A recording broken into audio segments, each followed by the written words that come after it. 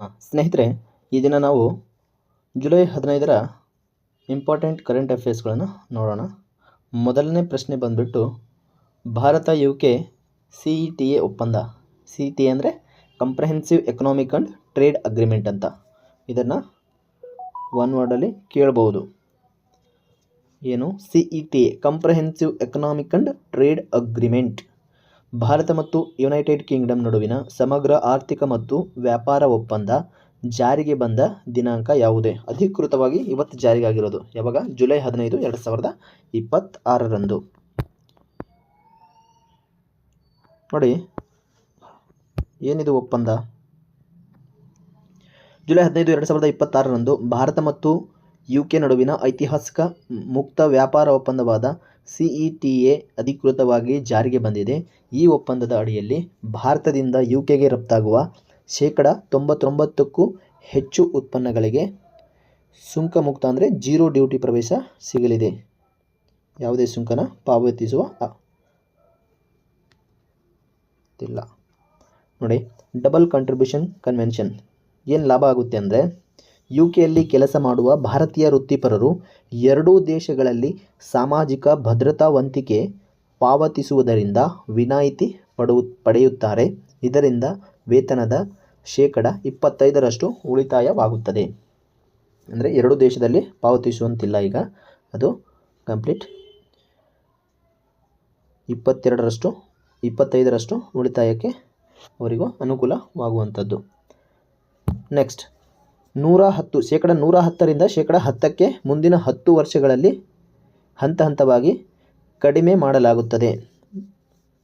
ಯಾವುದರ ಮೇಲೆ? ಕಾರುಗಳ ಮೇಲೆ. ಕಾರುಗಳ ಮೇಲೆ ಆಮದು ಸುಂಕವನ್ನು 110ರಿಂದ 10ಕ್ಕೆ ಮುಂದಿನ 10 ವರ್ಷಗಳಲ್ಲಿ ಹಂತ ಹಂತವಾಗಿ ಕಡಿಮೆ ಮಾಡಲಾಗುತ್ತದೆ. ನೆಕ್ಸ್ಟ್, ಡೈರಿ ಉತ್ಪನ್ನಗಳು, ಆಪಲ್, ಸಕ್ಕರೆ, ಅಕ್ಕಿ ಮತ್ತು ಕೋಳಿ ಮಾಂಸದಂತಹ ಸೂಕ್ಷ್ಮ ಕೃಷಿ ಕ್ಷೇತ್ರಗಳನ್ನು ಈ ಒಪ್ಪಂದದಿಂದ ಹೊರಗಿಡಲಾಗಿದೆ. ಯಾಕಂದರೆ ಇದು ಕೃಷಿ ಕ್ಷೇತ್ರಕ್ಕೆ ಸಂಬಂಧಿಸಿದಂಥದ್ದು. ಭವಿಷ್ಯದ ಸವಾಲು ಏನಿದೆ ಅಂದರೆ, ಈ ಒಪ್ಪಂದದಿಂದ Britain carbon border adjustment mechanism ಭಾರತೀಯ ಉಕ್ಕು ರಫ್ತುದಾರರಿಗೆ ಸವಾಲಾಗಬಹುದು. ಏನು ಕಾರ್ಬನ್ ಬಾರ್ಡರ್ ಅಡ್ಜಸ್ಟ್ಮೆಂಟ್ ಅಂತ ಒಂದು ಮೆಕ್ಯಾನಿಸಮ್ ಇದೆ, ಅದು ಭಾರತೀಯ ಉಕ್ಕು ರಫ್ತುದಾರರಿಗೆ ಸವಾಲಾಗಿ ಕಾಣಬಹುದು. UK ಅಂದಾಜಿನ ಪ್ರಕಾರ 2040ರ ವೇಳೆಗೆ ಭಾರತಕ್ಕೆ UKಯ ರಫ್ತು 60% ಹೆಚ್ಚಾಗುವ ಸಾಧ್ಯತೆ ಇದೆ ಅಂತಕ್ಕಂಥದ್ದು. ನೆಕ್ಸ್ಟ್ ಕ್ವಶನ್ ಈಸ್ ಹಾರುವ ಅಳಿಲು ಪತ್ತೆ. ಯಾವುದಿದು? ಹಾರುವ ಅಳಿಲು. ಇತ್ತೀಚೆಗೆ ಉತ್ತರಾಖಂಡದ ರಾಮನಗರ ಅರಣ್ಯ ಪ್ರದೇಶದಲ್ಲಿ 12 ವರ್ಷಗಳ ನಂತರ ಪತ್ತೆಯಾದ ಇಂಡಿಯನ್ ಜೈಂಟ್ ಫ್ಲೈಯಿಂಗ್ ಸ್ಕ್ವೈರಲ್. ಯಾವುದು? ಇಂಡಿಯನ್ ಜೈಂಟ್ ಫ್ಲೈಯಿಂಗ್ ಸ್ಕ್ವೈರಲ್, ಹಾರುವ ಅಳಿಲು. ಈ ಸಂಬಂಧಿಸಿದಂತೆ ಈ ಕೆಳಗಿನ ಹೇಳಿಕೆಗಳನ್ನು ಪರಿಶೀಲಿಸಿ ಅಂತ ಇದೆ. ನೋಡಿ, ಇದು ಮುಖ್ಯವಾಗಿ ದಕ್ಷಿಣ ಏಷ್ಯಾ ಮತ್ತು ಆಗ್ನೇಯ ಏಷ್ಯಾದಲ್ಲಿ ಕಂಡುಬರುವ ಒಂದು ನಿಶಾಚರ ಪ್ರಾಣಿಯಾಗಿದೆ. 2. IUCN ಕೆಂಪು ಪಟ್ಟಿಯಲ್ಲಿ ರೆಡ್ ಲಿಸ್ಟ್ ಇದನ್ನು ಅಳಿವಿನಂಚಿನಲ್ಲಿರುವ ಪ್ರಭೇದ ಎಂದು ವರ್ಗೀಕರಿಸಲಾಗಿದೆ. ಯಾವುದು? IUCN ಕೆಂಪು ಪಟ್ಟಿಗೆ ಸೇರಿಸಲಾಗಿದೆ. ಯಾವ ಅಳಿಲನ್ನು? ಇಂಡಿಯನ್ ಜೈಂಟ್ ಫ್ಲೈಯಿಂಗ್ ಸ್ಕ್ವೈರಲನ್ನು. ಎರಡೂ ಸರಿನಾ? ನೋ, ಕೇವಲ ಒಂದು ಮಾತ್ರ ಸರಿ ಇದೆ. ನೋಡಿ, ಇಲ್ಲಿ ಇದು ಮುಖ್ಯವಾಗಿ ದಕ್ಷಿಣ ಏಷ್ಯಾ ಮತ್ತು ಆಗ್ನೇಯ ಏಷ್ಯಾದಲ್ಲಿ ಕಂಡುಬರುವ ಒಂದು ನಿಶಾಚರ ಪ್ರಾಣಿಯಾಗಿದೆ. ಇದನ್ನು ರೆಡ್ ಲಿಸ್ಟಲ್ಲಿ ಸೇರಿಸಿಲ್ಲ. ನೋಡಿ, ಒಂದು ಮಾತ್ರ ಸರಿ. ಹಾರುವ ಅಳಿಲು ಮರದಿಂದ ಮರಕ್ಕೆ ಗ್ಲೈಡ್ ಮಾಡಲು ತನ್ನ ಕೈಕಾಲುಗಳ ನಡುವೆ ಇರುವ ಪಟಾಜಿಯಂ ಎಂಬ ಚರ್ಮದ ಪೊರೆಯನ್ನು ಬಳಸುತ್ತದೆ.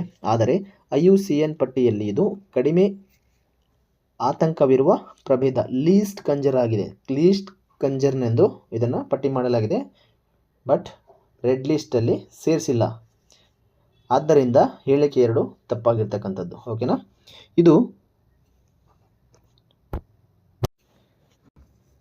ಇದು ಸ್ಕ್ಯೂರೈಡೈ ಕುಟುಂಬಕ್ಕೆ ಸೇರಿದ ದಂಶಕ ಅಂದರೆ ರೋಡೆಂಟ್ ಜಾತಿಗೆ ಸೇರಿದ ಒಂದು ಅಳಿಲು ಆಗಿದೆ.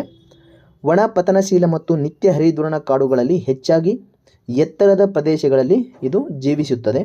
ಇದರ ಸ್ವಭಾವ ಬಂದ್ಬಿಟ್ಟು ಇದು ನಿಶಾಚರ ಪ್ರಾಣಿಯಾಗಿದ್ದು ರಾತ್ರಿಯ ವೇಳೆಯಲ್ಲಿ ಆಹಾರ ಹುಡುಕಾಟ ನಡೆಸುತ್ತದೆ. ಯಾವ ವೇಳೆ? ರಾತ್ರಿ ವೇಳೆ ಮಾತ್ರ ಆಹಾರ ಹುಡುಕುತ್ತೆ ಇದು. IUCN status. ಇದರ ಪ್ರಸ್ತುತ ಸ್ಥಿತಿ ಲೀಸ್ಟ್ ಕಂಜರ್.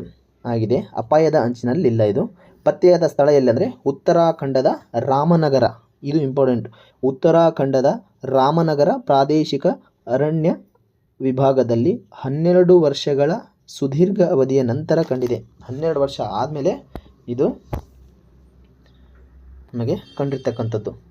ನೆಕ್ಸ್ಟ್, ಮರಗಳ ನಡುವೆ ತೆರಳಲು ಅತ್ಯಂತ ವಿಶಿಷ್ಟವಾದ ಚರ್ಮದ ಸಂಯೋಜಕ ಪೊರೆಯನ್ನು ಹೊಂದಿದೆ.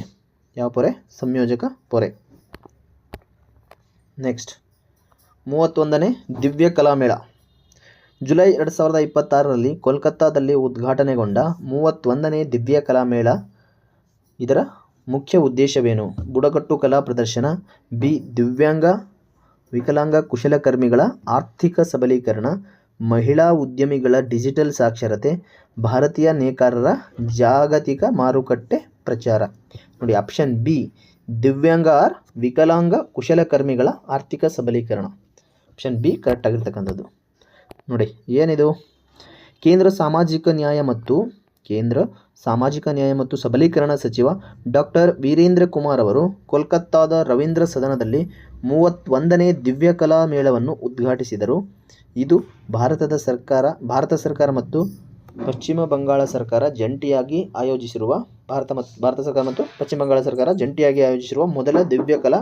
ಇದು ಫಸ್ಟ್ ದಿವ್ಯ ಕಲಾ ಮೇಳವಾಗಿದ್ದು ದಿವ್ಯಾಂಗ ಕಲಾವಿದರಿಗೆ ರಾಷ್ಟ್ರೀಯ ಮಾರುಕಟ್ಟೆ ಒದಗಿಸುತ್ತದೆ. ನೋಡಿ, ದಿವ್ಯ ಕಲಾ ಮೇಳ ಉಪಕ್ರಮವನ್ನು ಮೊದಲ ಬಾರಿಗೆ ಡಿಸೆಂಬರ್ 2022ರಲ್ಲಿ ಪ್ರಾರಂಭಿಸಲಾಯಿತು. ಇದು ಯಾವ ಸಚಿವಾಲಯದ ಬರುತ್ತೆ ಕೇಂದ್ರ ಸಾಮಾಜಿಕ ನ್ಯಾಯ ಮತ್ತು ಸಬಲೀಕರಣ ಸಚಿವಾಲಯದ ಅಡಿಯಲ್ಲಿ ಬರ್ತಕ್ಕಂಥದ್ದು. ಇದು ಜುಲೈ 14ರಿಂದ ಜುಲೈ 22ರವರೆಗೆ ನಡೆಯುವ 8 ದಿನಗಳ ಜಂಟಿ ಮೇಳವಾಗಿದೆ.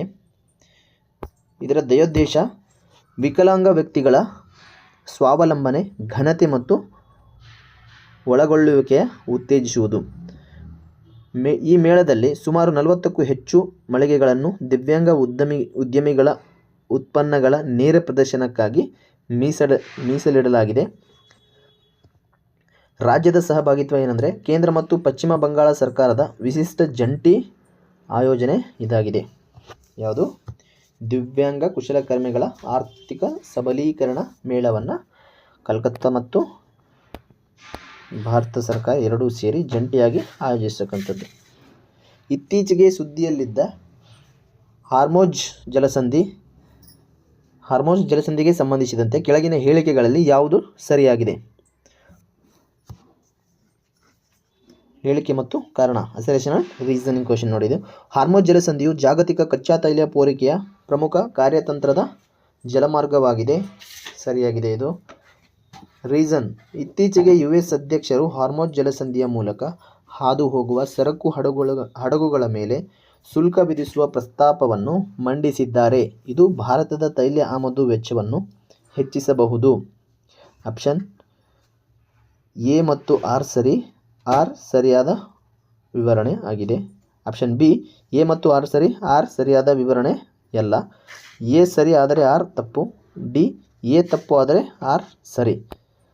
ಆಪ್ಷನ್ ಬಿ ಎ ಮತ್ತು ಆರ್ ಎರಡೂ ಸರಿಯಾಗಿದೆ, ಆದರೆ ಆರ್ ಸರಿಯಾದ ವಿವರಣೆ ಅಲ್ಲ. ಯಾಕಂದರೆ ಹಾರ್ಮೋಜ್ ಜಲಸಂಧಿಯಲ್ಲಿ ಇರಾನಿನ ದಾಳಿ ನಡೆದು ಭಾರತೀಯ ಸಿಬ್ಬಂದಿ ಮೃತಪಟ್ಟ ಹಿನ್ನೆಲೆಯಲ್ಲಿ ಭಾರತ ಇರಾನ್ ರಾಯಭಾರಿಗೆ ಸಮನ್ಸ್ ಜಾರಿಗೆ ಮಾಡಿದೆ. US ಸುರಕ್ಷತಾ ಕಾವಲು ಶುಲ್ಕ ವಿಧಿಸಲು ಪ್ರಸ್ತಾಪಿಸಿದೆ. ಎರಡೂ ಹೇಳಿಕೆಗಳು ಸರಿಯಾಗಿವೆ, ಆದರೆ ಅವುಗಳಿಗೆ ನೇರ ವಿವರಣಾತ್ಮಕ ಸಂಬಂಧವಿಲ್ಲ. ಎರಡೂ ಹೇಳಿಕೆಗಳು ಸರಿಯಾಗಿದೆ, ಆದರೆ ನೇರ ಹೊಂದಾಣಿಕೆ ಆಗ್ತಿಲ್ಲ. ಸ್ಟೇಟ್ಮೆಂಟ್ಗೆ ಕಾರಣ ಸರಿಯಾಗಿಲ್ಲ. ಭೌಗೋಳಿಕ ಸ್ಥಾನ: ಇದು ಪರ್ಷಿಯನ್ ಕೊಲ್ಲಿ ಮತ್ತು ಒಮನ್ ಕೊಲ್ಲಿಯನ್ನು ಸಂಪರ್ಕಿಸುವ ಅತ್ಯಂತ ಕಿರಿದಾದ ಜಲಮಾರ್ಗ. ಯಾವುದು? ಹಾರ್ಮೋಜ್ ಜಲಸಂಧಿ. ಗಡಿ ದೇಶಗಳು ಯಾವುದಾದ್ರು ಅಂದರೆ ಇರಾನ್ ಮತ್ತು ದಕ್ಷಿಣದ ಕರಾವಳಿಯಲ್ಲಿ ಒಮನ್ ದೇಶಗಳು ಗಡಿಯನ್ನು ಹಂಚಿಕೊಂಡಿದೆ. ಉತ್ತರ ಕರಾವಳಿಯಲ್ಲಿ ಇರಾನ್ ದೇಶ ಗಡಿ ಹಂಚಿಕೊಂಡ್ರೆ ದಕ್ಷಿಣ ಕರಾವಳಿಯಲ್ಲಿ ಒಮನ್ ದೇಶ ಗಡಿ ಹಂಚಿಕೊಂಡಿರ್ತಕ್ಕಂಥದ್ದು. ಜಾಗತಿಕ ತೈಲ ಸಾಗಣೆ: ಜಗತ್ತಿನ ಒಟ್ಟು ಪೆಟ್ರೋಲಿಯಂ ಸಾಗಣೆಯ ಸುಮಾರು 20%ಕ್ಕೂ ಹೆಚ್ಚು ಭಾಗ ಈ ಕಿರಿದಾದ ಜಲಸಂಧಿಯ ಮೂಲಕ ಸಾಗುತ್ತದೆ. ಜಗತ್ತಿನಲ್ಲಿ ಪೂರೈಕೆಯಾಗುವ ಅನಿಲದಲ್ಲಿ ಸುಮಾರು 20%ಕ್ಕೂ ಹೆಚ್ಚು ಭಾಗ ಈ ಕಿರಿದಾದ ಜಲಸಂಧಿಯ ಮೂಲಕ ಸಾಗುತ್ತದೆ. ಭಾರತಕ್ಕೆ ಏನು ಪರಿಣಾಮ ಬೀರುತ್ತಂದರೆ, ಭಾರತವು ತನ್ನ ಕಚ್ಚಾ ತೈಲದ ಬಹುಪಾಲು ಭಾಗವನ್ನು ಈ ಮಾರ್ಗದ ಮೂಲಕವೇ ಆಮದು ಮಾಡಿಕೊಳ್ಳುವುದರಿಂದ ಇಲ್ಲಿನ ಉದ್ವಿಗ್ನತೆ ಭಾರತದ ಮೇಲೆ ತೀವ್ರ ಪರಿಣಾಮ ಬೀರುವ ಸಾಧ್ಯತೆ ಇದೆ, ಅಂದರೆ ಬೀರ್ತಾ ಇದೆ ಆಲ್ರೆಡಿ. ಚಾಲ್ತಿ ವಿದ್ಯಮಾನ ಏನಿದೆ ಅಂದರೆ 2026ರಲ್ಲಿ ಟ್ರಂಪ್ ಆಡಳಿತವು ಈ ಮಾರ್ಗದಲ್ಲಿ ಸುರಕ್ಷತಾ ಲೇವಿ, ಪ್ಯಾಸಿವ್ ಲೇವಿ ವಿಧಿಸುವ ಮುನ್ಸೂಚನೆ ನೀಡಿದೆ, ಅಂದರೆ ಸುಂಕ ಹಾಕ್ತೀವಂತ ಒಂದು ಮುನ್ಸೂಚನೆ ನೀಡಿದೆ. ಕಾರ್ಯತಂತ್ರದ ಪ್ರಾಮುಖ್ಯತೆ ಏನಂದರೆ, ಇದನ್ನು ಜಾಗತಿಕ ಇಂಧನ ಭದ್ರತೆಯ ಅತ್ಯಂತ ಸೂಕ್ಷ್ಮ ಜಾಗತಿಕ ಚೋಕ್ ಪಾಯಿಂಟ್ ಎಂದು ಪರಿಗಣಿಸಲಾಗುತ್ತದೆ. ನೆಕ್ಸ್ಟ್ 5th ಕ್ವಶನ್, ಟ್ರಯಲ್ ಇನ್ ಅಬ್ಸೆನ್ಸಿಯಾ. ನೋಡಿ ವರ್ಡ್ಸ್ ನೋಡಿ ಎಷ್ಟು ಕ್ರಿಟಿಕಲ್ ಇದೆ. ಟ್ರಯಲ್ ಇನ್ ಅಬ್ಸೆನ್ಸಿಯಾ ಏನಿದು? ಸುದ್ದಿಯಲ್ಲಿದೆ. ಯಾಕೆ? ಟ್ರಯಲ್ ಇನ್ ಅಬ್ಸೆನ್ಸಿಯಾ ಕಾನೂನು ವ್ಯವಸ್ಥೆಗೆ ಸಂಬಂಧಿಸಿದಂತೆ ಕೆಳಗಿನ ಹೇಳಿಕೆಯನ್ನು ಗಮನಿಸಿ. ಟ್ರಯಲ್ ಇನ್ ಅಬ್ಸೆನ್ಸಿಯಾ ಕಾನೂನು ವ್ಯವಸ್ಥೆಗೆ ಸಂಬಂಧಿಸಿದಂತೆ ಈ ಕೆಳಗಿನ ಹೇಳಿಕೆಗಳನ್ನು ಗಮನಿಸಿ. ಭಾರತದ ಹೊಸ ಕಾನೂನಾದ ಭಾರತೀಯ ನಾಗರಿಕ ಸುರಕ್ಷತಾ ಸಂಹಿತೆ BNSS, ಇದು CRPC ಬದಲಿಗೆ ತಂದಿರತಕ್ಕಂಥ ಕಾನೂನು BNSS 2023ರ ಸೆಕ್ಷನ್ 356ರ ಅಡಿಯಲ್ಲಿ ಆರೋಪಿಯ ಗೈರು ಹಾಜರಿಯಲ್ಲೂ ವಿಚಾರಣೆ ನಡೆಸಲು ಅವಕಾಶವಿದೆ. 2. ಈ ಹೊಸ ನಿಯಮದ ಅಡಿಯಲ್ಲಿ ಜಮ್ಮುವಿನ ವಿಶೇಷ NIA ನ್ಯಾಯಾಲಯವು ಹಫೀಜ್ ಸಯೀದ್ ವಿರುದ್ಧ ಇತ್ತೀಚೆಗೆ ಈ ಪ್ರಕ್ರಿಯೆಯನ್ನು ಕೈಗೆತ್ತಿಕೊಂಡಿದೆ. ಎರಡೂ ಹೇಳಿಕೆಗಳು ಸರಿಯಾಗಿರ್ತಕ್ಕಂಥದ್ದು. ಏನು? ಭಾರತದ ಹೊಸ ಕಾನೂನು ಐತಲ್ಲ BNSS, ಅದು 356ರ ಅಡಿಯಲ್ಲಿ ಆರೋಪಿಯ ಗೈರ್ಹಾಜರಿದ್ರೂ ವಿಚಾರಣೆ ನಡೆಸಲು ಅವಕಾಶ ಇರತಕ್ಕಂಥದ್ದು. ಮತ್ತು ಈ ನಿಯಮದ ಅಡಿಯಲ್ಲಿ ಜಮ್ಮುವಿನ ವಿಶೇಷ NIA ನ್ಯಾಯಾಲಯವು ಜಮ್ಮುವಿನ ವಿಶೇಷ ನ್ಯಾಯಾಲಯ ಹಫೀಜ್ ಸಯೀದ್ ವಿರುದ್ಧ ಇತ್ತೀಚೆಗೆ, ಹಫೀಜ್ ಸಯೀದ್ ಅಂತ ಒಬ್ಬ ಪರ್ಸನ್ ಅಲ್ಲಿ ಮೊಕದ್ದಮೆ ಹೂಡಿರ್ತಾನೆ, ಆ ಮೊಕದ್ದಮೆಯಲ್ಲಿ ಈ ಒಂದು ಪ್ರಕ್ರಿಯೆಯನ್ನು ಕೈಗೆತ್ತಿಕೊಂಡಿದೆ ಅಂತಕ್ಕಂಥದ್ದು. ಅದಕ್ಕೆ ಇದು ಸುದ್ದಿಯಲ್ಲಿದೆ. ಜಮ್ಮುವಿನ ವಿಶೇಷ NIA ನ್ಯಾಯಾಲಯವು ಭಯೋತ್ಪಾದಕ ಹಫೀಜ್ ಸಯೀದ್ ವಿರುದ್ಧ ಗೈರು ಹಾಜರಿಯಲ್ಲಿ ವಿಚಾರಣೆ ನಡೆಸಲು ಮುಂದಾಗಿದೆ. ಭಾರತದ ಹೊಸ ಕ್ರಿಮಿನಲ್ ಕಾನೂನು BNSS ಸೆಕ್ಷನ್ 356ರ ವಿಚಾರಣೆಗೆ ಅವಕಾಶ ನೀಡುತ್ತದೆ. ಹಳೆಯ ಬ್ರಿಟಿಷ್ ಕಾಲದ CRPCಯಲ್ಲಿ ಇದಕ್ಕೆ ಅವಕಾಶವಿರಲಿಲ್ಲ. ಬಟ್ ಈ ಹಫೀಜ್ ಸಯೀದ್ನ ಕೇಸ್ನಲ್ಲಿ ಅವಕಾಶ ನೀಡಿರ್ತಕ್ಕಂಥದ್ದು. ಯಾಕಂದರೆ BNSS ಹೊಸ ಕಾನೂನಾಗಿ ಯಾವಾಗಾಗಿತ್ತು? 2023. ಸೆಕ್ಷನ್ 356 ಏನು ಹೇಳುತ್ತಂದರೆ, ಆರೋಪಿಯು ಕಾನೂನಿನಿಂದ ತಪ್ಪಿಸಿಕೊಳ್ಳಲು ತಲೆಮರೆಸಿಕೊಂಡಿದ್ದರೆ ಆತನ ಗೈರು ಹಾಜರಿಯನ್ನು ಹಕ್ಕಿನ ಮನ್ನಾ ಎಂದು ಪರಿಗಣಿಸಿ ವಿಚಾರಣೆ ನಡೆಸಬಹುದು. ಹಳೆಯ CRPCಯ ಚೌಕಟ್ಟು ಹೆಂಗಿತ್ತಂದರೆ, ಹಳೆಯ ಅಪರಾಧ ಪ್ರಕ್ರಿಯಾ ಸಂಹಿತೆ 1973 CRPC 1973 ಅಡಿಯಲ್ಲಿ ಕೇವಲ ಆಸ್ತಿ ಮುಟ್ಟುಗೋಲು ಮತ್ತು ಘೋಷಣೆಗೆ ಮಾತ್ರ ಅವಕಾಶವಿತ್ತು, ಪೂರ್ಣ ವಿಚಾರಣೆಗೆ ಅವಕಾಶವಿರಲಿಲ್ಲ. ಅದನ್ನು ಈಗ ತೆಗೆದುಹಾಕಿದ್ದಾರೆ. ಹಫೀಜ್ ಸಯೀದ್ ಮೇಲಿನ ಆರೋಪಗಳು: ಈತನ ವಿರುದ್ಧ ಭಾರತೀಯ ನ್ಯಾಯ ಸಂಹಿತೆ BNS ಮತ್ತು ಕಠಿಣ UAPA 1967 ಕಾಯ್ದೆಯಡಿ ದೇಶದ್ರೋಹದ ಪ್ರಕರಣಗಳಿವೆ. ಅದನ್ನು ವಿಚಾರಣೆ ಮಾಡಿರ್ತಕ್ಕಂಥದ್ದು. ನ್ಯಾಯಾಂಗದ ಉದ್ದೇಶ ಏನಂದರೆ, ವರ್ಷಗಟ್ಟಲೆ ನ್ಯಾಯ ವಿಳಂಬವಾಗುವುದನ್ನು ತಡೆಯುವುದು ಮತ್ತು ವಿದೇಶಗಳಲ್ಲಿ ಅಡಗಿರುವ ತಲೆಮರೆಸಿಕೊಂಡ ಆರೋಪಿಗಳಿಗೆ ಶೀಘ್ರ ಶಿಕ್ಷೆ ಖಾತರಿಪಡಿಸುವುದು. ರಕ್ಷಣಾತ್ಮಕ ಹಕ್ಕುಗಳು: ಆರೋಪಿಯು ತೀರ್ಪು ಪ್ರಕಟವಾದ 3 ವರ್ಷಗಳ ಒಳಗಾಗಿ ನ್ಯಾಯಾಲಯಕ್ಕೆ ಹಾಜರಾಗಿ ಸೂಕ್ತ ಕಾರಣ ನೀಡಿದರೆ ಮೇಲ್ಮನವಿ ಸಲ್ಲಿಸಲು ಸೀಮಿತ ಅವಕಾಶವಿದೆ. ಅಂತಾರಾಷ್ಟ್ರೀಯ ಪ್ರಭಾವ ಹೇಗೆ ಬೀರುತ್ತದೆ? ಪಾಕಿಸ್ತಾನದಂತಹ ದೇಶಗಳಲ್ಲಿ ಆಶ್ರಯ ಪಡೆದಿರುವ ಭಾರತ ವಿರೋಧಿ ಶಕ್ತಿಗಳಿಗೆ ಕಾನೂನುಬದ್ಧವಾಗಿ ಶಿಕ್ಷೆ ವಿಧಿಸಿ ಅಂತಾರಾಷ್ಟ್ರೀಯ ಹಸ್ತಾಂತರಕ್ಕೆ ಒತ್ತಡ ಹೇರಬಹುದು ಈ ಕಾನೂನಲ್ಲಿ. ಈಗ ದುರಂಧರ್ ಮೂವಿ ಬಂತಲ್ಲ, ತಪ್ಪಿಸ್ಕೊಂಡು ಹೋಗ್ಬಿಟ್ಟ ಮುಂಬೈನವನು ದಾವೂದ್ ಇಬ್ರಾಹಿಂ, ಅವರಿಗೆಲ್ಲ ನಾವು ಅಲ್ಲಿ ಹೋಗಿ ವಿಚಾರಣೆ ಮಾಡುವ ಇರಲಿಲ್ಲ. ಬಟ್ ಈ ಕಾನೂನಿಂದ ವಿಚಾರಣೆ ಮಾಡ್ಬೋದು ಅಂತ ಪರ್ಸನ್ ಯಾರಿದ್ರೆ. Okay, next question is Aero India 2027. ಏಷ್ಯಾದ ಅತಿ ದೊಡ್ಡ ಏರ್ ಶೋ ಆದ ಏರೋ ಇಂಡಿಯಾ 2027 16ನೇ ಆವೃತ್ತಿಯನ್ನು ನಡೆಸಲು ನೋಡಲ್ ಏಜೆನ್ಸಿಯಾಗಿ ಯಾರನ್ನು ನೇಮಿಸಲಾಗಿದೆ? ಇನ್ನೇ ಕ್ವಶನ್ ಏನು ಹೇಳಿದ್ದೆ? Hindustan aeronautics limited. ಜುಲೈ 15, 2026ರ ಪ್ರಕಟಣೆಯ ಪ್ರಕಾರ ಏರೋ ಇಂಡಿಯಾ 2027ರ 2027ರ 16ನೇ ಆವೃತ್ತಿಯು ಫೆಬ್ರವರಿ 2027ರಲ್ಲಿ ಬೆಂಗಳೂರಿನಲ್ಲಿ ಯಲಹಂಕ ವಾಯುನೆಲೆಯಲ್ಲಿ ನಡೆಯಲಿದೆ. ಎಷ್ಟನೇ ಆವೃತ್ತಿ? 16ನೇ ಆವೃತ್ತಿ.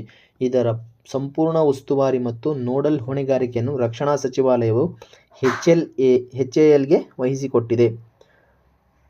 ಆರ್ಥಿಕ ವರ್ಷ 2025-26ರಲ್ಲಿ ಭಾರತದ ಒಟ್ಟು ರಕ್ಷಣಾ ಉತ್ಪಾದನೆಯು ದಾಖಲೆಯ 1.78 ಲಕ್ಷ ಕೋಟಿ ತಲುಪಿದೆ. ಇದು ಶೇಕಡ 15.6 ಹೆಚ್ಚಳವಾಗಿರ್ತಕ್ಕಂಥದ್ದು. ಯಲಹಂಕ ವಾಯುನೆಲೆ ಬೆಂಗಳೂರಿನಲ್ಲಿ ಎಲ್ಲಿದೆ? ಇದು ಯಲಹಂಕ ವಾಯುನೆಲೆ ಬೆಂಗಳೂರು. ಈ ವಾಯುನೆಲೆಯು 1996ರಿಂದಲೂ ಸತತವಾಗಿ ದ್ವೈವಾರ್ಷಿಕ ಏರೋ ಇಂಡಿಯಾ ಪ್ರದರ್ಶನವನ್ನು ಆಯೋಜಿಸುತ್ತಾ ಬಂದಿದೆ. ಅಂದರೆ ದ್ವೈವಾರ್ಷಿಕ. HAL ಸಂಸ್ಥೆಯ ಸ್ಥಾಪನೆ ಯಾವಾಗೈತೆ ಅಂದರೆ 1940ರಲ್ಲಿ. ವಾಲ್ಚಂದ್ ಮತ್ತು ಹೀರಾಚಂದ್ ಅವರು ಬೆಂಗಳೂರಿನಲ್ಲಿ ಸ್ಥಾಪಿಸಿದರು. ಯಾರು?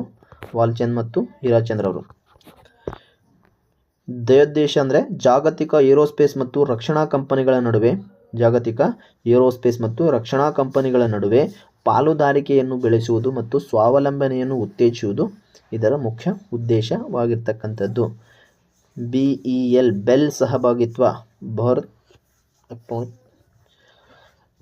ಬೆಂಗಳೂರು ಪ್ರಧಾನ ಕಚೇರಿ ಹೊಂದಿರುವ ನವರತ್ನ ಸಂಸ್ಥೆಯಾದ ಭಾರತ್ ಎಲೆಕ್ಟ್ರಾನಿಕ್ಸ್ ಲಿಮಿಟೆಡ್ ಇದಕ್ಕೆ ಸಹ ನೋಡಲ್ ಬೆಂಬಲ ನೀಡಿದೆ. ಅದರ ಜೊತೆ ಇರುತ್ತೆ ಯಾವುದು? Bell company. ರಕ್ಷಣಾ ರಫ್ತು ಗುರಿ. ಭಾರತ ಸರ್ಕಾರವು 2026-27ರ ವೇಳೆಗೆ ರಕ್ಷಣಾ ರಫ್ತನ್ನು 35,000 ಕೋಟಿಗೆ ಹೆಚ್ಚಿಸುವ ಮಹತ್ವಾಕಾಂಕ್ಷೆಯ ಗುರಿ ಹೊಂದಿರತಕ್ಕಂಥದ್ದು.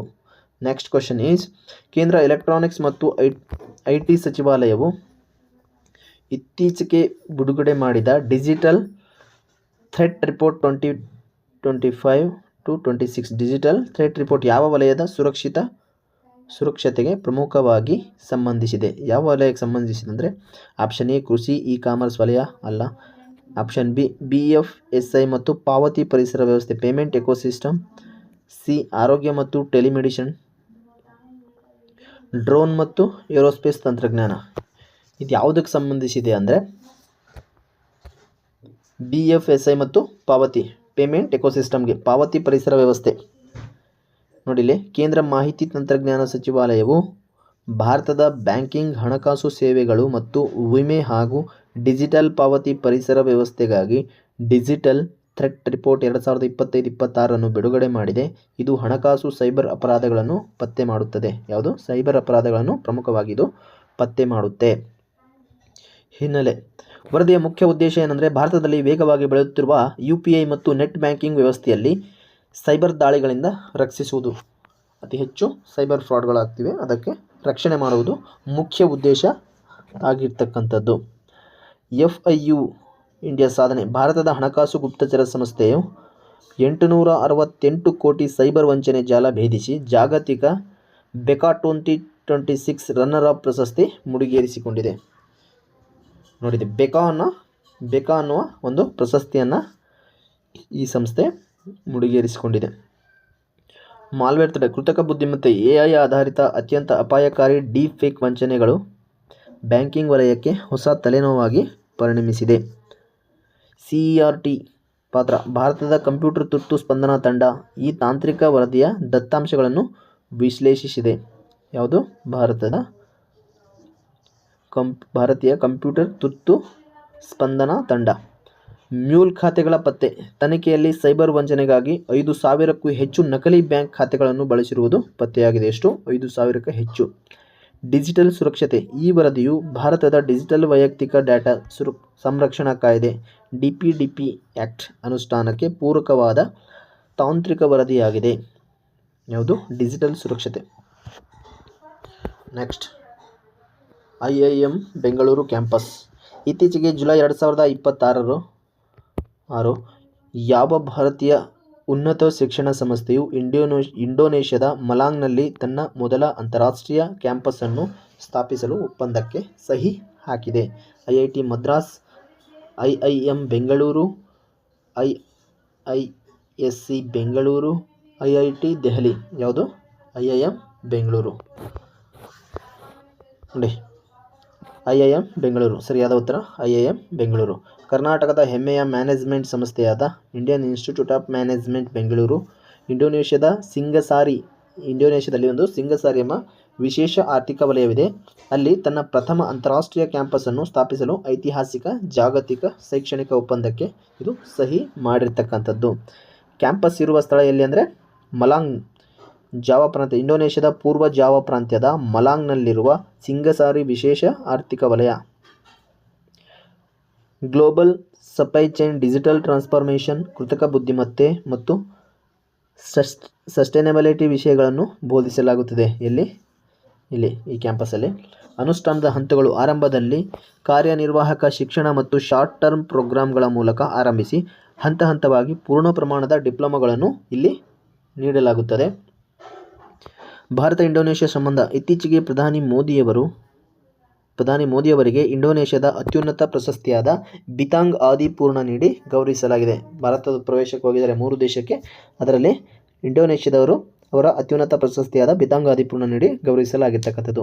IIMB ಇತಿಹಾಸ ಏನಂದರೆ, ಇದು ಬೆಂಗಳೂರು ಸಂಸ್ಥೆಯನ್ನು 1973ರಲ್ಲಿ ಸ್ಥಾಪಿಸಲಾಗಿದ್ದು, ಇದು ಸ್ಥಾಪನೆಯಾಗಿದ್ದು 1973ರಲ್ಲಿ.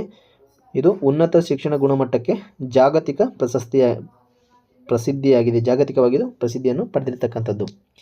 NEP 2022 ನ್ಯೂ ಎಜುಕೇಷನ್ ಪಾಲಿಸಿ, ಇದು ಭಾರತದ ಉನ್ನತ ಶಿಕ್ಷಣ ಸಂಸ್ಥೆಗಳ ಅಂತಾರಾಷ್ಟ್ರೀಕರಣವನ್ನು ಉತ್ತೇಜಿಸುವ ರಾಷ್ಟ್ರೀಯ ಶಿಕ್ಷಣ ನೀತಿಯ ಆಶಯಗಳಿಗೆ ಪೂರಕವಾಗಿ ಕೆಲಸ ಮಾಡುವಂಥ ಒಂದು ಸಂಸ್ಥೆ ಯಾವುದಂದರೆ ಅದು ಇಂಡಿಯನ್ ಇನ್ಸ್ಟಿಟ್ಯೂಟ್ ಆಫ್ ಮ್ಯಾನೇಜ್ಮೆಂಟ್.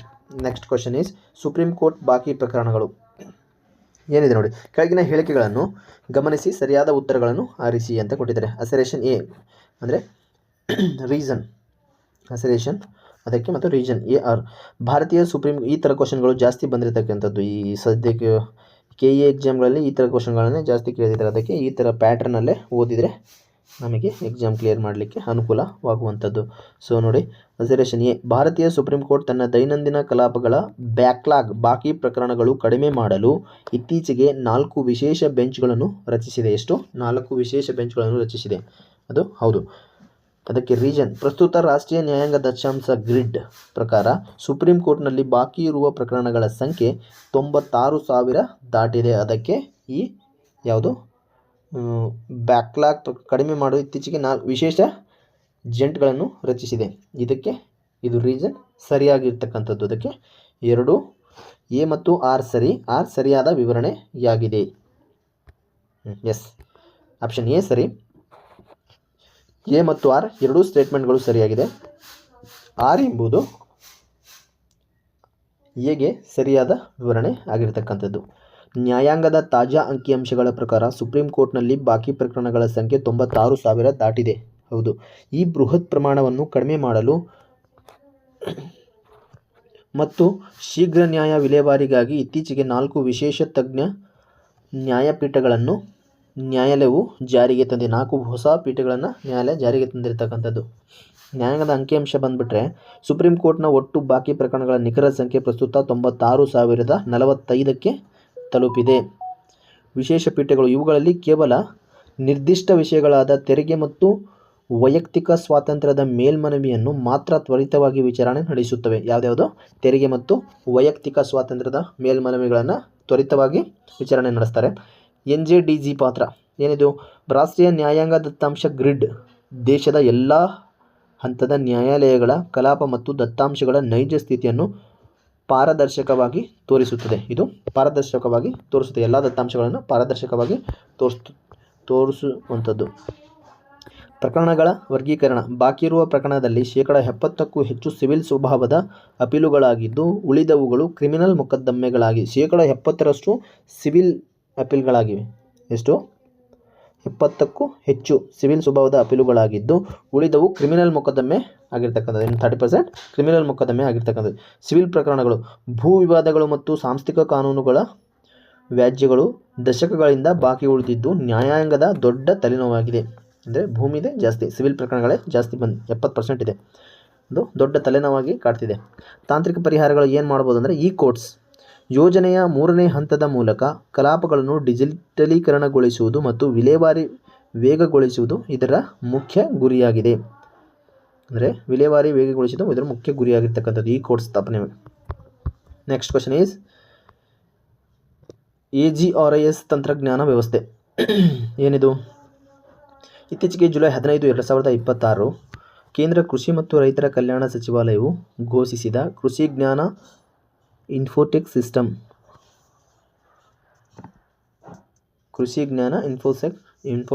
ಸಿಸ್ಟಮ್ನ ಮುಖ್ಯ ಉದ್ದೇಶವೇನು? ರೈತರಿಗೆ ಕೃಷಿ ಯಂತ್ರೋಪಕರಣಗಳನ್ನು ಬಾಡಿಗೆಗೆ ನೀಡುವುದು, ಹವಾಮಾನ ಮುನ್ಸೂಚನೆ ಮತ್ತು ಬೆಳೆ ರೋಗಗಳ ಪತ್ತೆಗೆ AI ಆಧಾರಿತ ರಿಯಲ್ ಟೈಮ್ ದತ್ತಾಂಶ ಒದಗಿಸುವುದು, ಕೃಷಿ ಸಾಲಗಳನ್ನು ಸಂಪೂರ್ಣವಾಗಿ ಮನ್ನಾ ಮಾಡುವುದು, ಸಾವಯವ ಉತ್ಪನ್ನಗಳಿಗೆ ಅಂತಾರಾಷ್ಟ್ರೀಯ ಮಾರುಕಟ್ಟೆಯಲ್ಲಿ ಒದಗಿಸುವುದು. ಆಪ್ಷನ್ ಬಿ AI ಆಧಾರಿತ ರಿಯಲ್ ಟೈಮ್ ದತ್ತಾಂಶವನ್ನು ಒದಗಿಸುವುದು.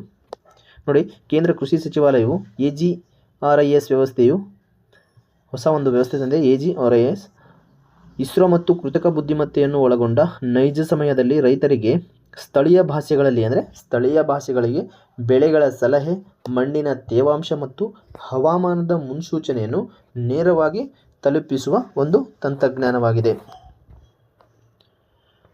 ಏನಿದು? AI ಆಧಾರಿತ ರಿಯಲ್ ಟೈಮ್ ದತ್ತಾಂಶ ಒದಗಿಸುವ ಒಂದು ತಂತ್ರಜ್ಞಾನ. ಏನಿದು? ಇದು ಭಾರತದ ಪ್ರಸ್ತುತ ಸುಧಾರಿತ ಕೃಷಿ ಉಸ್ತುವಾರಿ ಉಪಗ್ರಹವಾದ EOS-8 ರ ನೈಜ ಸಮಯದ ಚಿತ್ರಗಳು ಮತ್ತು ದತ್ತಾಂಶಗಳನ್ನು ಬಳಸುತ್ತದೆ. ಯಾವುದು? EOS-8 ರ ನೈಜ ಸಮಯದ ಚಿತ್ರಗಳನ್ನು ಮತ್ತು ದತ್ತಾಂಶಗಳನ್ನು ಬಳಸಿಕೊಂಡು ರೈತರಿಗೆ ಇನ್ಫಾರ್ಮೇಷನ್ನ ಒದಗಿಸುತ್ತದೆ. ಭಾಷಾ ಬೆಂಬಲ. ಕೃಷಿ ತಾಂತ್ರಿಕ ವೇದಿಕೆಯಲ್ಲಿ ಭಾಷಿಣಿ ಯನ್ನು ಸಂಯೋಜಿಸಲಾಗಿದ್ದು, ಕನ್ನಡ ಸೇರಿ 22 ಭಾಷೆಗಳಲ್ಲಿ ಧ್ವನಿ ಮಾಹಿತಿಯನ್ನು ನೀಡುವ ಅವಕಾಶ ಇಲ್ಲಿ ಕಲ್ಪಿಸಲಾಗಿದೆ. Digital mission. ಇದು ಸರ್ಕಾರದ ಮಹತ್ವಾಕಾಂಕ್ಷೆಯ ರಾಷ್ಟ್ರೀಯ ಡಿಜಿಟಲ್ ಕೃಷಿ ಮಿಷನ್ನ ಬಹುಮುಖ್ಯ ಕಾರ್ಯಕ್ರಮ ಉಪಾಂಗವಾಗಿದೆ. Soil health card. ಕೃಷಿ ಜಮೀನಿನ ಮಣ್ಣಿನ ಗುಣಮಟ್ಟ ಪತ್ತೆಹಚ್ಚಲು ಡಿಜಿಟಲ್ ಸಾಯಿಲ್ ಕಾರ್ಡ್ಗಳೊಂದಿಗೆ ತಾಂತ್ರಿಕವಾಗಿ ಜೋಡಣೆ ಮಾಡಲಾಗುತ್ತದೆ. ದೇಶೀಯ ಕೃಷಿ ತಂತ್ರಜ್ಞಾನ ಅಗ್ರಿಟೆಕ್. ನವೋದ್ಯಮಗಳಿಗೆ ಕೃಷಿ ಕ್ಷೇತ್ರ ಸಂಶೋಧನೆಗಾಗಿ ಇದು ಡೇಟಾ ಸ್ಯಾಂಡ್ ಬಾಕ್ಸ್ ಒದಗಿಸುತ್ತದೆ. ಸಸ್ಟೈನಬಲ್ ಡೆವಲಪ್ಮೆಂಟ್ ಗೋಲ್ ಗುರಿಗಳು. ಅದು ಎಷ್ಟನೇದು ಅಂದರೆ 2ನೇದು ಜೀರೋ ಹಂಗರ್ ಮತ್ತು 13 ಕ್ಲೈಮೇಟ್ ಆ್ಯಕ್ಷನ್ ಸಾಧನೆಗೆ ಪೂರಕ ಸಹಕಾರಿಯಾಗಿದೆ. ಸಸ್ಟೈನಬಲ್ ಡೆವಲಪ್ಮೆಂಟ್ ಗೋಲ್ಗಳಿಗೆ ಯಾವುದು? 2ನೇ ಗುರಿ ಮತ್ತು 13ನೇ ಗುರಿಗೆ ಇದು ಪೂರಕವಾಗಿ ಸಹಾಯ ಮಾಡುವಂಥದ್ದು. ನೆಕ್ಸ್ಟ್ ಕ್ವಶನ್ ಈಸ್ ಗಲ್ವಾನ್ ನದಿ ಮತ್ತು ಭೌಗೋಳಿಕತೆ. ಇತ್ತೀಚೆಗೆ ಗಲ್ವಾನ್ ನದಿ ತುಂಬ ಸುದ್ದಿಯಲ್ಲಿದೆ. ಯಾಕಂತ ನೋಡೋಣ ಬನ್ನಿ. ಇತ್ತೀಚೆಗೆ ಸುದ್ದಿಯಲ್ಲಿದ್ದ ಗಲ್ವಾನ್ ರಿವರ್ ಮತ್ತು ಅದರ ಭೌಗೋಳಿಕ ಹಿನ್ನೆಲೆಗೆ ಸಂಬಂಧಿಸಿದಂತೆ ಕೆಳಗಿನ ಹೇಳಿಕೆಗಳನ್ನು ಪರಿಶೀಲಿಸಿ. ಗಲ್ವಾನ್ ನದಿಯು ಕಾರಾಕೋರಂ ಶ್ರೇಣಿಯ ಪೂರ್ವ ಭಾಗದ ಅಕ್ಷಯ್ ಚೀನಾ ಪ್ರದೇಶದಲ್ಲಿ ಉಗಮಿಸುತ್ತದೆ. ಇದು ಲಡಾಖ್ನಲ್ಲಿ ಹರಿಯುವ ಪ್ರಮುಖ ನದಿಯಾದ ಶಿಯೋಕ್ ನದಿಯ ಪ್ರಮುಖ ಉಪನದಿಯಾಗಿದೆ. 2 ಸ್ಟೇಟ್ಮೆಂಟ್ಗಳು ಸರಿ ಆಗಿರ್ತಕ್ಕಂಥದ್ದು. ಗಲ್ವಾನ್ ನದಿ ಹುಟ್ಟೋದು ಕಾರಾಕೋರಂ ಶ್ರೇಣಿಯ ಪೂರ್ವ ಭಾಗದ ಅಕ್ಷಯ್ ಚೀನಾ ಮೇಲೆ, ಜಮ್ಮು ಮತ್ತು ಕಾಶ್ಮೀರದ ಮೇಲೆ, ಅಲ್ಲಿ ಈ ಲಡಾಖ್ ಭಾಗದಲ್ಲಿ ಅಕ್ಷಯ್ ಚೀನಲ್ಲಿ ಭಾರತ ಮ್ಯಾಪ್ ಅಕ್ಷಯ್ ಚೀನ್ ಭಾಗದಲ್ಲಿ ಹುಟ್ಟುವಂಥದ್ದು. ಇದು ಲಡಾಖ್ನಲ್ಲಿ ಹರಿಯುವ ಪ್ರಮುಖ ನದಿಯಾದ ಶಿಯೋಕ್. ಲಡಾಖ್ನಲ್ಲಿ ಒಂದು ನದಿ ಹರಿಯುತ್ತೆ, ಅದು ಶಿಯೋಕ್ ನದಿ. ಅದರ ಪ್ರಮುಖ ಉಪನದಿಯಾಗಿರ್ತಕ್ಕಂಥದ್ದು ಯಾವುದು? ಗಲ್ವಾನ್ ನದಿ. 2 ಸರಿಯಾಗಿದೆ. 2 ಆಪ್ಷನ್ಗಳು ಸರಿಯಾಗಿದೆ. ಭಾರತ ಮತ್ತು ಚೀನಾ ಸೇನೆಗಳು ಗಲ್ವಾನ್ ಪ್ರದೇಶದ ಗಡಿ ಬಫರ್ ವಲಯಗಳನ್ನು ಮರುಪರಿಶೀಲಿಸಲು ಇತ್ತೀಚೆಗೆ ಮಹತ್ವದ ಸಭೆ ನಡೆಸಿ, ಗಲ್ವಾನ್ ನದಿಯು ಭೌಗೋಳಿಕವಾಗಿ ಅಕ್ಸೈ ಚೀನ್ನಲ್ಲಿ ಉಗಮಿಸಿ ಭಾರತೀಯ ಲಡಾಖ್ನಲ್ಲಿ ಶಿಯೋಕ್ ನದಿಯನ್ನು ಸೇರುತ್ತದೆ. 2 ಹೇಳಿಕೆಗಳು ಸರಿಯಾಗಿವೆ. ನದಿಯ ಮೂಲ ಎಲ್ಲಂದರೆ ಕಾರಾಕೋರಂ ಶ್ರೇಣಿಯ ಪೂರ್ವ ಭಾಗದ ಪ್ರಸಿದ್ಧ ಸಂಜುಂಗ್ಲಿಂಗ್ ಪ್ರದೇಶದ ಸನಿಹದಲ್ಲಿ ಉಗಮಿಸುತ್ತದೆ. ಎಲ್ಲಿ?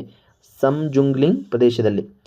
ಎಲ್ಲಿ ಸಂಗಮವಾಗುತ್ತದೆ? ಇದು ಭಾರತದ ರಕ್ಷಣಾತ್ಮಕವಾಗಿ ಆಯಕಟ್ಟಿನ ದರ್ಬುಕ್ ಶಿಯೋಕ್ ದೌಲತ್ ಬೇಗ್ ಓಲ್ಡಿ ರಸ್ತೆಗೆ ಹತ್ತಿರವಿರುವ ವಾಯುವ್ಯ ದಿಕ್ಕಿನಲ್ಲಿ ಶಿಯೋಕ್ ನದಿಯನ್ನು ಸೇರುತ್ತದೆ. ಅಂತ ನೆನಪಿಟ್ಕೊಳ್ಳಿ. ಆದರೆ KA ಕ್ವಶನ್ ಪೇಪರ್ ನೋಡಿದರೆ ಈ ಎಲ್ಲ ವರ್ಡ್ಸ್ಗಳನ್ನು ನೆನಪಿಟ್ಕೊಳ್ಳೋದು ಉತ್ತಮ ಅನಿಸುತ್ತೆ.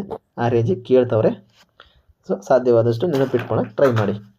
ಸಿಂಧೂ ನದಿ ವ್ಯವಸ್ಥೆ. ಶಿಯೋಕ್ ನದಿಯು ಜನ್ಸ್ಕಾರ್ ಬಳಿ ಸಿಂಧೂ ನದಿಯ ಪ್ರಮುಖ ಉಪನದಿಯಾಗಿ ಹರಿಯುವುದರಿಂದ ಗಲ್ವಾನ್ ಕೂಡ ಸಿಂಧೂ ವ್ಯವಸ್ಥೆಯ ಭಾಗವಾಗಿದೆ. ಗಲ್ವಾನ್ ಕೂಡ ಒಂದು ಸಿಂಧೂ ನದಿಯ ವ್ಯವಸ್ಥೆಯ ಒಂದು ಭಾಗವಾಗಿರ್ತಕ್ಕಂಥದ್ದು. ಬ್ರಿಟಿಷ್ ಪರಿಶೋಧಕರಿಗೆ ಸಹಾಯ ಮಾಡಿದ್ದ ಲಡಾಖಿ ಗೈಡ್ ಮತ್ತು ಪರಿಶೋಧಕ ಗುಲಾಮ್ ರಸೂಲ್ ಗಲ್ವಾನ್ ಅವರ ಹೆಸರನ್ನು ಈ ನದಿಗೆ ಇಡಲಾಗಿದೆ. ಇದಕ್ಕೆ ಯಾಕೆ ಈ ಹೆಸರು ಬಂತಂದರೆ, ಬ್ರಿಟಿಷ್ ಪರಿಶೋಧಕ ಸಹಾಯ ಮಾಡಿದ್ದ ಯಾವುದಕ್ಕೆ? ಲಡಾಖಿ ಗೈಡ್ ಮತ್ತು ಪರಿಶೋಧಕ ಗುಲಾಮ್ ರಸೂಲ್ ಗಲ್ವಾನ್ ಅವರ ಹೆಸರನ್ನು ಈ ನದಿಗೆ ಇಡಲಾಗಿದೆ. ಜೂನ್ 2020ರಲ್ಲಿ ಭಾರತ ಮತ್ತು ಚೀನಾದ PLA ಸೈನಿಕರ ನಡುವೆ ರಕ್ತಸಿಕ್ತ ಗಡಿ ದಾಳಿ ಸಂಘರ್ಷ ನಡೆದ ಅತ್ಯಂತ ಸೂಕ್ಷ್ಮ ಪ್ರದೇಶ ಇದಾಗಿದೆ. ಯಾವುದು? ಗಾಲ್ವಾನ್ ಕಣಿವೆ. ಗಾಲ್ವಾನ್ ಮೇಲೆ ರೀಸೆಂಟಾಗಿ ಒಂದು ಮೂವಿನೂ ಬಂತು ನೋಡಿ. ಆಮೇಲೆ ಈ ಕಣಿವೆಯು ಭಾರತ ಗಡಿಯಲ್ಲಿ ನಿರ್ಮಿಸಿರುವ 255 ಕಿಲೋಮೀಟರ್ ಉದ್ದದ ದೌಲತ್ ಬೇಗ್ ಓಲ್ಡಿ ರಕ್ಷಣಾತ್ಮಕ ರಸ್ತೆಗೆ ಅತ್ಯಂತ ಹತ್ತಿರದಲ್ಲಿದೆ. ಯಾವ ರಸ್ತೆ? ದೌಲತ್ ಬೇಗ್ ಓಲ್ಡಿ. ನೆಕ್ಸ್ಟ್ ಕ್ವಶನ್ ಈಸ್ ಉದ್ಯಮಶಕ್ತಿ ಯೋಜನೆ. ಏನಿದು ಉದ್ಯಮಶಕ್ತಿ ಯೋಜನೆ? ಕರ್ನಾಟಕ ಸರ್ಕಾರವು ಜುಲೈ 2026ರಲ್ಲಿ ರಾಜ್ಯದ ಗ್ರಾಮೀಣ ಭಾಗದ ಮಹಿಳಾ ಉದ್ಯಮಿಗಳಿಗಾಗಿ ಜಾರಿಗೆ ತಂದ ಉದ್ಯಮಸಖಿ ಯಾವುದು? ಉದ್ಯಮಸಖಿ ಯೋಜನೆಯಡಿ ಒದಗಿಸಲಾಗುವ ಗರಿಷ್ಠ ಸಬ್ಸಿಡಿ ಸಾಲದ ಮೊತ್ತ ಎಷ್ಟು? Option A 2 lakh, option B 5 lakh, option C 10 lakh, option D 15 lakh, option C 10 lakh. ನೋಡಿ, ಕರ್ನಾಟಕ ಸರ್ಕಾರವು ಸ್ವಸಹಾಯ ಸಂಘಗಳ ಗ್ರಾಮೀಣ ಮಹಿಳೆಯರಿಗಾಗಿ ಉದ್ಯಮಸಖಿ ಯಾವುದು? ಉದ್ಯಮಸಖಿ ಯೋಜನೆಯನ್ನು ಜಾರಿಗೊಳಿಸಿದೆ. ಹೊಸ ಸಣ್ಣ ಕೈಗಾರಿಕೆ ಸ್ಥಾಪಿಸಲು ಅತ್ಯಂತ ರಿಯಾಯಿತಿಯ ಬಡ್ಡಿ ದರದಲ್ಲಿ ಗರಿಷ್ಠ 10 ಲಕ್ಷದವರೆಗೆ ಆರ್ಥಿಕ ನೆರವು ಸಬ್ಸಿಡಿ ಸಾಲವನ್ನು ಒದಗಿಸಲಾಗುತ್ತದೆ. ಎಷ್ಟು? 10 ಲಕ್ಷದವರೆಗೆ ಸಬ್ಸಿಡಿ ಸಾಲವನ್ನು ಒದಗಿಸುತ್ತೆ ಈ ಯೋಜನೆ ಮೂಲಕ. ಯಾವ ಯೋಜನೆ? ಉದ್ಯಮ ಸಖಿ. ಯಾವ ಇಲಾಖೆಯಲ್ಲಿ ಬರುತ್ತದೆ ಅಂದರೆ ಇದು ಕರ್ನಾಟಕ ರಾಜ್ಯದ ಗ್ರಾಮೀಣಾಭಿವೃದ್ಧಿ ಮತ್ತು ಪಂಚಾಯತ್ ರಾಜ್ RDPR ಇಲಾಖೆಯ ಸಂಪೂರ್ಣ ಜಾರಿಯ ಜವಾಬ್ದಾರಿಯನ್ನು ಹೊತ್ತಿದೆ. ಯಾವ ಇಲಾಖೆ? RDPR. ಈ ಸಾಲದ ಮೇಲಿನ ಬಡ್ಡಿಯನ್ನು 4% ಸೀಮಿತಗೊಳಿಸಿದ್ದು, ಉಳಿದ ಪೂರ್ಣ ಹೊರೆಯನ್ನು ಸರ್ಕಾರವೇ ಸಹಾಯಧನವನ್ನಾಗಿ ನೀಡುತ್ತದೆ. 4% ಬಡ್ಡಿ ನೀಡಿದರೆ ಉಳಿದ ಪೂರ್ಣ ಹೊರೆಯನ್ನು ಸರ್ಕಾರವೇ ಸಹಾಯವಾಗಿ ನೀಡುತ್ತದೆ. ಸಂಜೀವಿನಿ ಸಹಯೋಗ. ಕರ್ನಾಟಕ ರಾಜ್ಯ ಗ್ರಾಮೀಣ ಜೀವನೋಪಾಯ ಉತ್ತೇಜನ ಯೋಜನೆಯಾದ ಸಂಜೀವಿನಿ ಅಡಿ ನೋಂದಾಯಿತ ಒಕ್ಕೂಟಗಳಿಗೆ ಆದ್ಯತೆ ಇದೆ. ತರಬೇತಿ ಬೆಂಬಲ ನೀಡಿದವರು ಉದ್ಯಮ ಪ್ರಾರಂಭಿಸುವ ಮುನ್ನ ಕರ್ನಾಟಕ ಸರ್ಕಾರದ CEDOK ಸಂಸ್ಥೆಯ ಮೂಲಕ ಕಡ್ಡಾಯ ಉದ್ಯಮಶೀಲತೆಯ ಕೌಶಲ್ಯ ತರಬೇತಿಯನ್ನು ನೀಡಲಾಗುತ್ತೆ. ನಂತರ ಇದನ್ನು ಒದಗಿಸಲಾಗುವಂಥದ್ದು. ಆಮೇಲೆ ತಯಾರಾಗುವ ಉತ್ಪನ್ನಗಳ ಆನ್ಲೈನ್ ಮಾರಾಟಕ್ಕಾಗಿ ವಿಶೇಷ ಉದ್ಯಮಸಖಿ ಪೋರ್ಟಲ್ ವೇದಿಕೆಯನ್ನು ಸ್ಥಾಪಿಸಲಾಗಿದೆ. ಉದ್ಯಮಸಖಿ ಪೋರ್ಟಲ್ ಅಂತ ಒಂದು ವೇದಿಕೆ ಕೂಡ ಸ್ಥಾಪಿಸಿರುವಂಥದ್ದು. ಲಿಂಗ ಸಮಾನತೆ ಗುರಿ. ಮಹಿಳೆಯರ ಆರ್ಥಿಕ ಸ್ವಾತಂತ್ರ್ಯ ಮತ್ತು ಸಬಲೀಕರಣದ ಮೂಲಕ ಸುಸ್ಥಿರ ಅಭಿವೃದ್ಧಿ ಗುರಿ 5 ಸಸ್ಟೈನಬಲ್ ಡೆವಲಪ್ಮೆಂಟ್ 5 ಸಾಧಿಸುವುದು ಯೋಜನೆ ಮುಖ್ಯ ಆಶಯವಾಗಿರತಕ್ಕಂಥದ್ದು. Thank you so much friends. ದಯವಿಟ್ಟು ಚಾನಲ್ನ ಸಬ್ಸ್ಕ್ರೈಬ್ ಮಾಡ್ಕೊಳ್ಳಿ ಮತ್ತು ಲೈಕ್ ಮಾಡಿ ಹೆಚ್ಚು ಜನಕ್ಕೆ ತಲುಪಲಿ ಅಂತ. Thank you.